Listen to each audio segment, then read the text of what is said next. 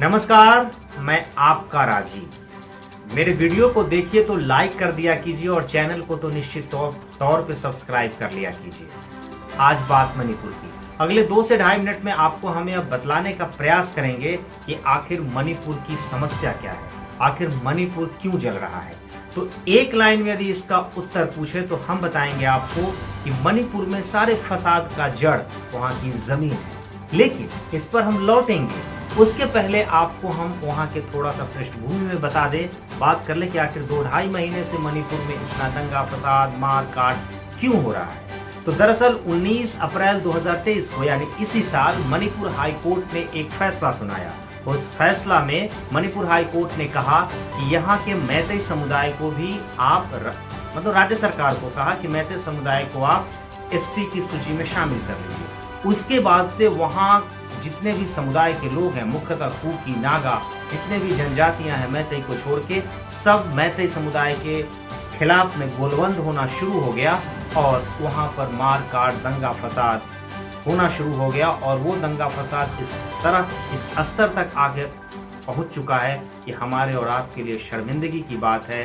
Congress party और तमाम विपक्षी दलों के लिए एक बहुत बड़ा मुद्दा मिल गया है और बीजेपी के लिए गले का एक बन गया है। अब हम बात करेंगे वहां पर कि आखिर वहां की मूल समस्या क्या है, जो हमने आपको शुरू में कहा था कि इस पर हम बाद में आएंगे। तो दरअसल मणिपुर एक छोटा सा प्रदेश है जहां पर 28 से 30 लाख लोगों की आबादी है और उसमें से 52% यानी कि आधे से ज्यादा आबादी जो है वो मैतेई समुदाय का है।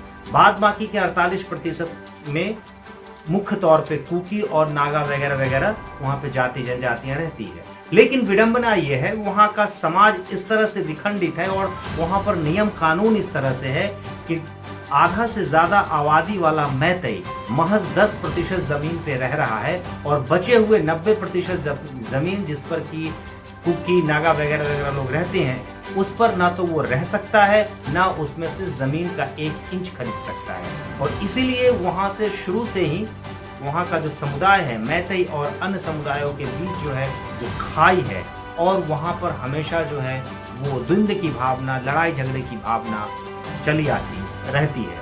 और इस बार जो यहाँ जजमेंट आया उसके बाद ये पूरी तरह से और भड़क गया। अब वहाँ पर हम थोड़ा सा राजनीति की बात करेंगे।